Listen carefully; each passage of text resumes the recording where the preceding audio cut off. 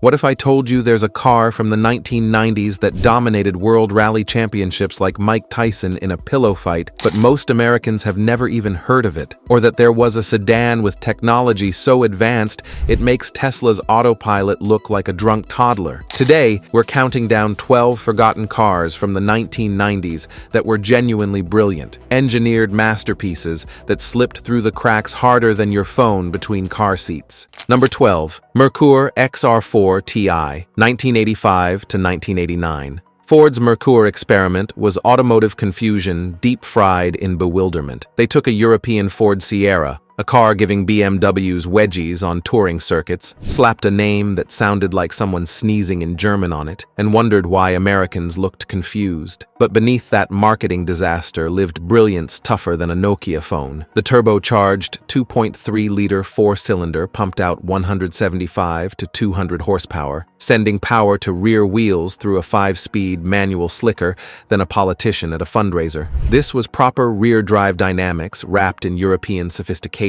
The chassis was more sorted than Marie Kondo's sock drawer. Independent suspension all around, weight distribution perfect enough to balance on a tightrope, and handling that shamed cars costing twice as much. In Europe, this platform won races like Charlie Sheen won headlines. A Portland mechanic bought a 1988 XR4Ti with 97,000 miles in 2005. The original owner was a Ford engineer who'd worked on the Merkur project. 14 years later, that mechanic still drives it daily with 267,000 miles. The turbocharged engine runs smoother than Barry White's voice, and he autocrosses it weekends, regularly making modern hot hatches cry. That double-decker rear spoiler looked like someone forgot to finish assembling it, but functional as a Swiss Army knife. The tragedy: the turbocharged engine was related to the Mustang SVO's motor and responded to modifications like a teenager to free Wi-Fi. Just 42,000 units sold before Ford killed it deader than disco. Today, finding a clean XR4Ti means discovering automotive gold.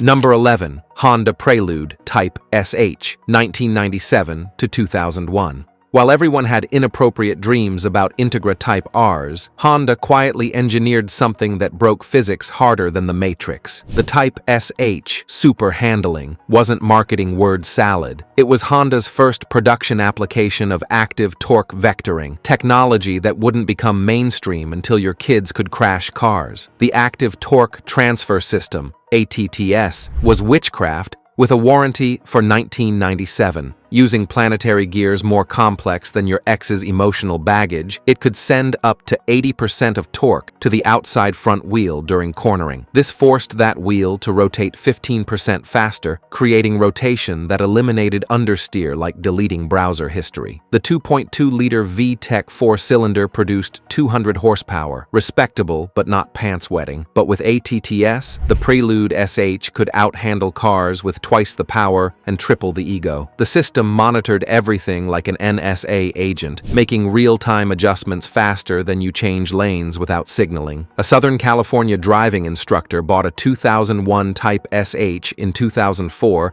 with 34,000 miles. He'd owned BMW M3s and Porsches, but the Prelude's handling fascinated him like a cat with a laser pointer. He used it teaching advanced cornering because students could feel ADDITIVES working like magic. 16 years later, that Prelude has 198,000 miles, and the ADDITIVES still functions perfectly, despite Honda claiming expensive maintenance every 30,000 miles. Honda's engineers were prouder of ADDITIVES than new parents with baby photos. It became the foundation for Acura's SHO AWD system. Problem? ADDITIVES added 88 pounds and couldn't handle over 250 horsepower without having a nervous breakdown. While Eclipse and Integrale got famous, the Prelude SH got forgotten like your New Year's resolutions.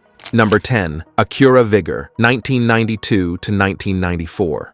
Acura committed engineering that was either genius or insanity, like putting pineapple on pizza, but it actually working. They took a longitudinal, inline 5-cylinder engine, mounted it lengthwise in a front-wheel drive sedan like threading a needle with a banana, and put the transmission underneath instead of beside it. Why? Because Acura wanted 50-50 weight distribution in a front-drive car, something that shouldn't work but did, like Nicolas Cage's acting career. The G25A 2.5-liter 5-cylinder produced 176 horsepower and had a sound like nothing else. Mechanical symphony between a 4-cylinder's angry bee and 6-cylinder's smooth jazz. The engineering was more obsessive than your ex checking Instagram. That longitudinal placement meant front wheels could be pushed forward, creating cabin space for yoga class and crash protection better than a mother's hug. This was Honda showing BMW they could build a 3 Series competitor blindfolded. A Los Angeles taxi driver purchased a 1993 Vigor LS in 1996 with 89,000 miles, using a Rolex to hammer nails. Over 18 years of 24/7 taxi operation that would kill a Land Cruiser, that Vigor accumulated 437,000 miles before retiring in 2014 like a champion boxer. The inline 5 never needed internal work beyond valve adjustments. Tougher than $2 steak. He replaced the automatic transmission once at 289,000 miles. Otherwise needed less maintenance than a pet rock. The Vigor cost him 40% less in maintenance than Crown Victorias. But while Acura engineered perfection in a laboratory, Lexus was selling cars to humans. The Lexus had V6 with 185 horsepower, cushier ride than a marshmallow factory, and brand cachet Acura couldn't match. Production ended May 1994 after just 38,000 units sold in America.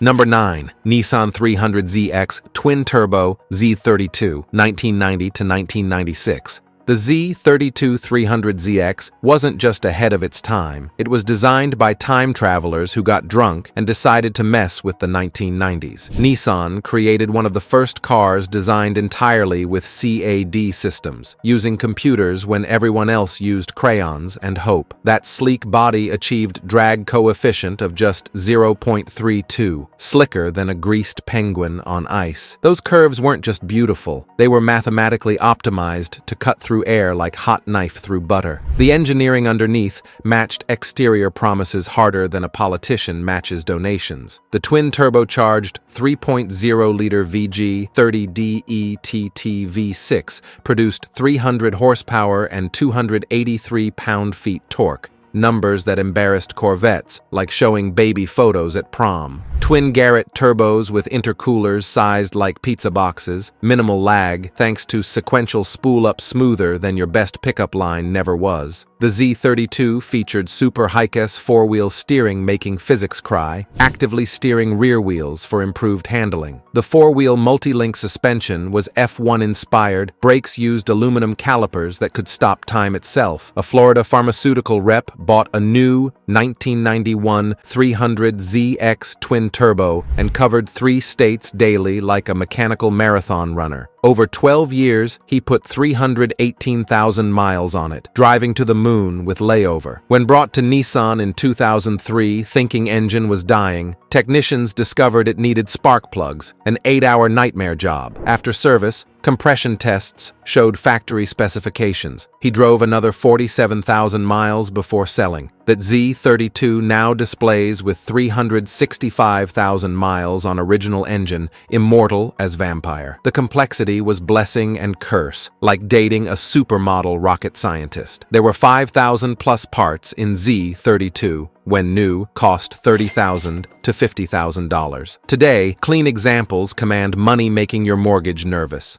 Number 8. Mitsubishi 3000 GT VR4, 1991 to 1999. When Mitsubishi engineers designed the 3000 GT VR4, someone asked, what if we put every technology on it? Nobody had courage to say no, like ordering every topping at Subway. The result was Automotive XS, twin-turbo V6, all-wheel drive, 4-wheel steering, active aerodynamics, adjustable suspension, active exhaust. This wasn't a sports car, it was rolling Radio Shack that could do 180 miles per hour. The twin-turbocharged 3.0-liter 6 G72 produced 300 horsepower. Power went through AWD that varied torque distribution like blackjack dealer shuffling cards. Electronically controlled suspension had 3 modes, more personalities than your teenager. Active aero adjusted based on speed like it was alive and judging. This was Japanese bubble economy concentrated into 3,800 pounds of hold-my-sake ambition. Everything adjustable, electronic, complex enough to make NASA jealous. Made the 300ZX look like a bicycle. A Houston tuner bought a neglected 1992 VR4 in 2009 with 183,000 miles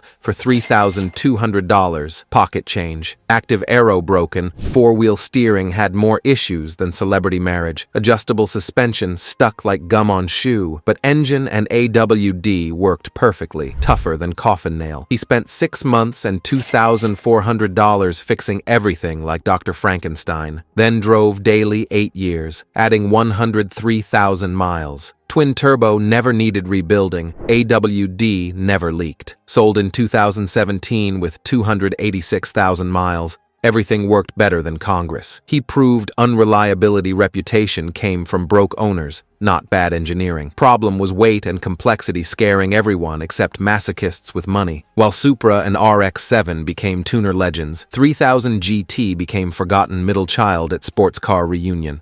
Number 7. Ford Taurus SHO, 1989 to 1999. Ford in 1989 did something insane, like putting a tuxedo on a golden retriever, but somehow it works. Take their best-selling grocery getter and turn it into legitimate performance machine that could embarrass BMWs while hauling soccer equipment. The Yamaha-designed V6 was secret weapon. Engineered by lunatics who built motorcycles that outrun helicopters and F1 engines screaming louder than your ex. First generations featured 3.0-liter or 3.2-liter Yamaha V6, producing 220 to 235 horsepower, redlining at 7,000 RPM, numbers making BMW M3s sweat like sinners in church. Manual transmission first-generation models were for purists who liked coffee black and torque steer violent. 5-speed stick, front-wheel drive with enough torque steer for workout. Q-ship personality, destroying sports cars at lights while looking like accountant. Third generation went bonkers with 3.4-liter Yamaha V8, making 240 horsepower.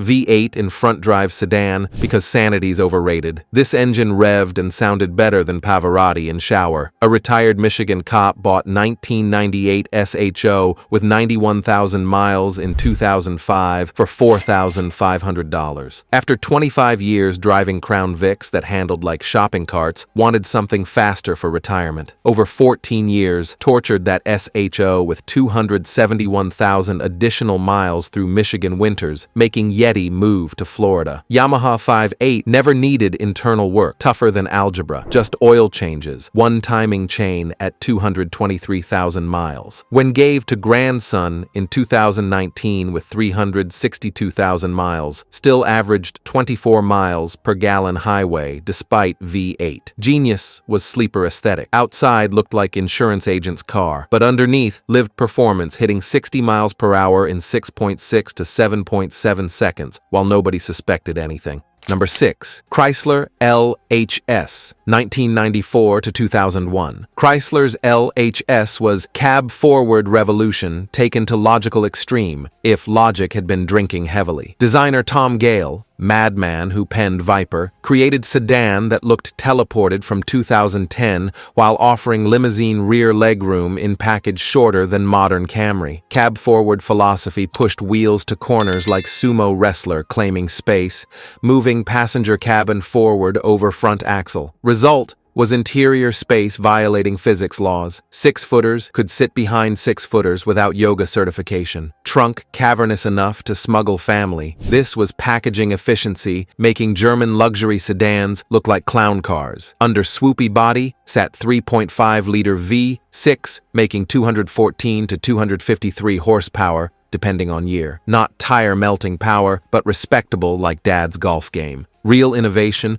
was 4-speed automatic with adaptive learning. Studied your driving style like Facebook studies data, adjusting shifts accordingly. Suspension tuned for American highways. Soft but controlled, comfortable without feeling like waterbed on wheels. Inside was leather everywhere, real wood from actual trees. Features matching cars costing $10,000 to $15,000 more. Las Vegas Limo Service bought 3 1996 LHS sedans for executive fleet, using thoroughbreds pulling wagons. Over 8 years of 24/7 operation shuttling high rollers, those sedans accumulated 331,000, 304,000, and 348,000 miles respectively. More faithful than Golden Retriever. The 3.5-liter V6 engines proved tougher than $2 steak, only one needing head gasket at 287,000 miles. 2 transmissions passed 300,000 miles on original internals. When retired, all 3 still running like unfinished business. Magazines compared favorably to Lexus LS 400. Roomier, nearly refined, significantly cheaper. But LHS suffered from Chrysler's 1990s quality lottery, replaced with 300C, which became hit. Number 5. Eagle Talon TSi AWD, 1990 to 1998. The Eagle Talon was forgotten sibling in history's most successful automotive threesome. Built alongside Mitsubishi Eclipse in Illinois, Talon TSi AWD was mechanically identical but became more invisible than John Cena wearing camouflage. Under hood lived legendary turbocharged 2.0-liter 4G63 engine, same motor powering rally-winning Lancer Evolutions to glory. In TSi AWD trim, made 195 to 210 horsepower officially, but numbers lying like resume. That iron block engine could handle boost levels making turbo blush. All-wheel drive wasn't grocery getter nonsense, was rally-derived, capable of putting power down like superglued to earth. Combined with 5-speed manual, Talon TSi AWD could embarrass BMW M3s while costing less than their floor mats. Tuning community discovered these were cheat codes for speed. Boost controller, exhaust, and intercooler pushed 300 to 400 horsepower faster than saying warranty voided. Go deeper into wallet. 500 to 600 horsepower achievable on stock internals, apparently forged by Thor. New York journalist bought 1991 Talon TSi AWD in 1997.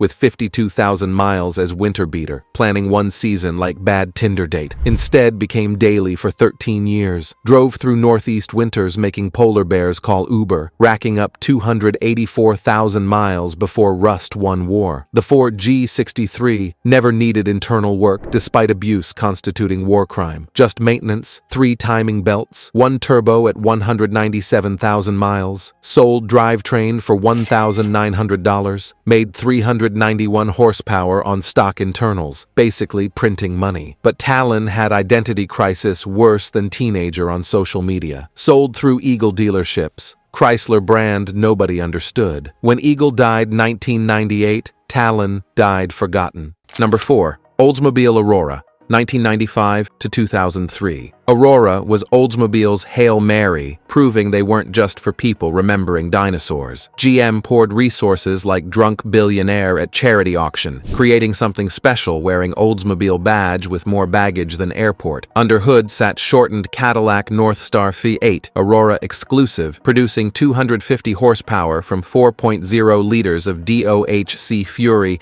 smoother than con artist's pitch. Wasn't lazy pushrod lump, was sophisticated power-making imports nervous. Chassis stiffer than lower back after helping someone move. Suspension used sophisticated tuning actually working. Structure incredibly rigid. Testing showed it embarrassed contemporary BMWs like out-pizzaing the Hut. Design stunning. No chrome excess, no vinyl roofs, no retirement aesthetic. Clean, modern, beautiful like finding supermodel at Comic-Con. Inside felt genuinely premium with quality materials not feeling recycled. Seattle cardiologist bought 1996 Aurora new for $37,200 and drove daily 17 years like it owed money. When donated 2013, odometer showed 393,000 miles, moon, and halfway back. North Star 58 never opened, running original internals like Mechanical Miracle. Transmission rebuilt once at 243,000 miles. Calculated Aurora saved at least $48,000 versus BMW 5 Series over 17 years. Magazines praised Harder Than Mom praises cooking, but badge snobbery killed it dead. People shopping $35,000 luxury wanted right label. When Oldsmobile died 2004,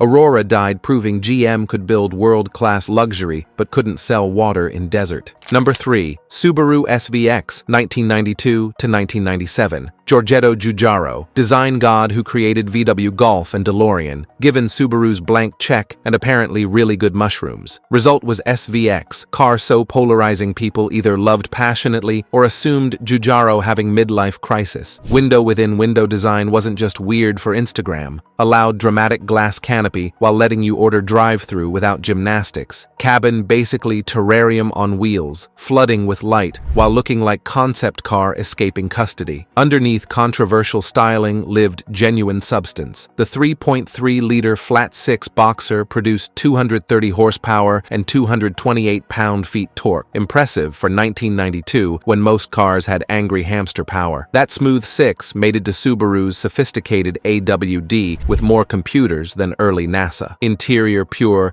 1990s, Japanese luxury excess, leather everywhere. Suede materials, more buttons than Space Shuttle, enough adjustments satisfying pickiest princess. Everything power-operated, technology years ahead of mainstream Subarus. Alaska construction owner bought 1994 SVX with 71,000 miles in 1999 for $11,500. Needed something for Alaskan winters, freezing hell. Over 15 years, SVX became more reliable than gravity, drove 297,000 additional miles through conditions murdering 2 pickups and 3 SUVs. Flat 6 never needed internal work despite cold starts at minus 40 degrees Fahrenheit, making antifreeze cry. A WD worked perfectly through everything Alaska threw. Sold 2014 with 368,000 miles to collector. SVX cost less maintaining than any truck, basically free money. But Subaru committed cardinal sin: no manual transmission. 4-speed automatic, smooth but boring,